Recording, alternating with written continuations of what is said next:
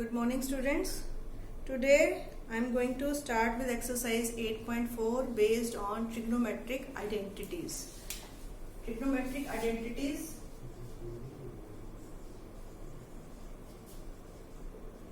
Three identities we have done.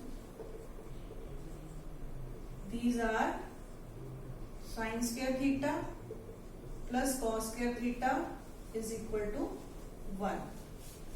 In this case, theta is equal to and less than, greater than equal to 0 but less than equal to 90. This is the first identity. Second is 1 plus tan square theta is equal to secant square theta. In this case, theta is again greater than or equal to 0 but less than 90. Why? Because at 90 degree secant is not secant theta is not defined. And third one is 1 plus cot square theta is equal to cosecant square theta. In this case, theta is greater than 0 but less than or equal to 90 because cosecant 0, cotangent 0 is not defined. So this value, these conditions are not so much necessary, but you should know this about the when this identities are true for the values of theta.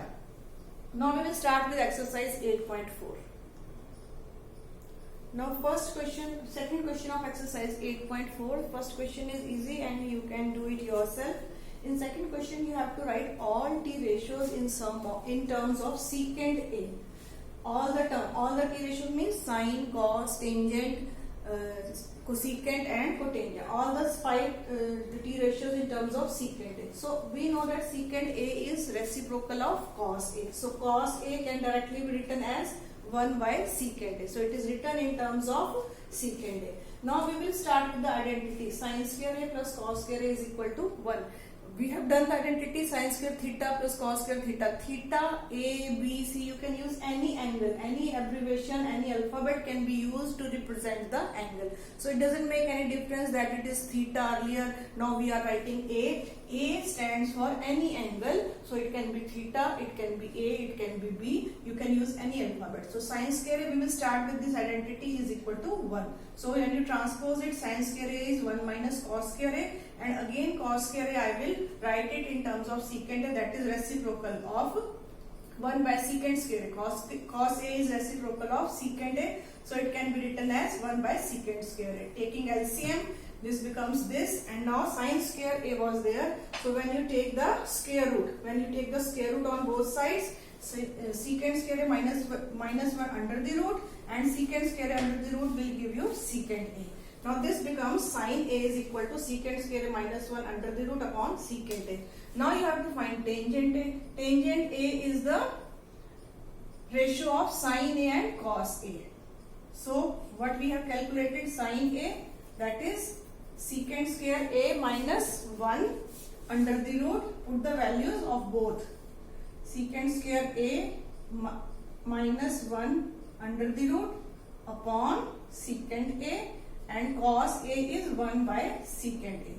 So when you solve it, you will get secant square A minus 1 under the root. This when you solve it. Now you have to write other two also, sin A. So other t ratio cosecant A, which is the reciprocal of sin A. So it will be 1 by sin A. So this can be written in the reverse order. Secant square A minus 1. Converse. Taking the reciprocal of sin A will give you cosecant A. Tangent A we have calculated cos A, and this we have taken now cotangent A. Cotangent A is again reciprocal of tangent A. So when you take reciprocal of this, it stands for, in the denominator you are having 1. So it is 1 by secant square A minus 1.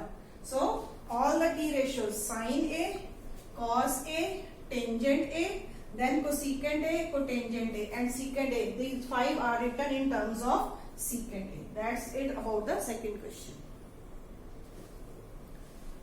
Now we come to fifth question. Third and fourth, again you can do it yourself. Fifth question, cosecant theta. You have to prove these identities. Cosecant theta minus cotangent theta whole square is equal to 1 minus cos theta upon 1 plus cos theta.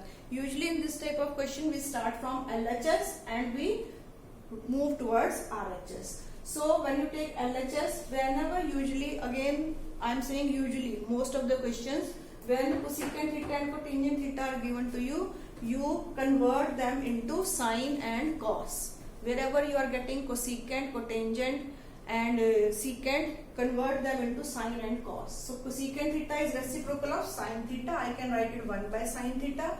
Cotangent theta can be written as cos upon sine theta. So taking LCM, it becomes 1 minus cos theta in the numerator and sine theta in the denominator and whole square. Now when you see it is whole square, so it is the whole square of numerator separately and square of denominator separately. So 1 minus cos theta square upon sine square theta. And sine square theta from the identity, 1 sine square theta plus cos square theta is equal to 1. I can write it as 1 minus cos square theta. So denominator can be written 1 minus cos square theta. Now in the denominator you can see 1 minus cos square theta means it can be written as a square minus b square is equal to a plus b, a minus b. One time you can add the two terms and in the bracket you can subtract. So whenever we are having 1 minus cos square theta, if it is required I can write it a plus b, a minus b. Now in the numerator I am having square of 1 minus cos theta, in denominator one term gets cancelled. So you are left with 1 minus cos theta upon 1 plus cos theta, which is right hand side. So from left hand side we have reached RHS. Now second part, cos a upon 1 plus sin a plus 1 plus sin a upon cos a is equal to 2 secant a. You have to prove it. So again we start from left hand side. Taking LCM, you can see we are having two different terms. So taking LCM will be cos a 1 plus sin a, and in the numerator here you will get cos square a and here you will get 1 plus sin a whole square. It is 1 plus sin a whole square you will get here. Now 1 plus sin a whole square, we can open the bracket using a plus b whole square. Cos square a will remain as it is, denominator will remain as it is.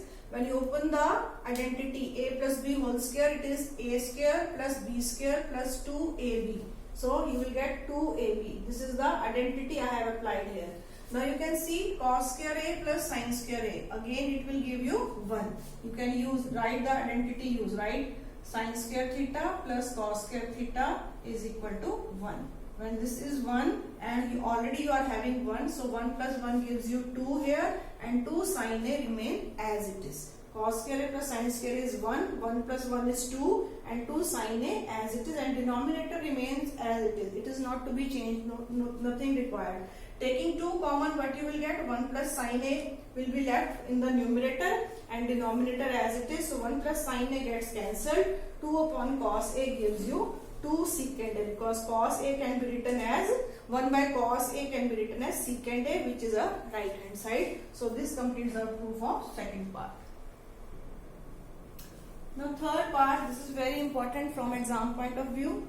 Tangent theta upon 1 minus cot theta plus cot theta upon 1 minus tangent theta is equal to 1 plus secant theta cosecant theta. So I told you whenever you get tangent, cotangent, secant, cosecant, we convert them into sine and cos. So tangent theta can be written as sine upon cos theta and cotangent theta can be written as cos upon sine theta. So wherever I am having tangent and cot, I have converted it. Cotangent theta, cos by sine theta and 1 minus sine by cos theta.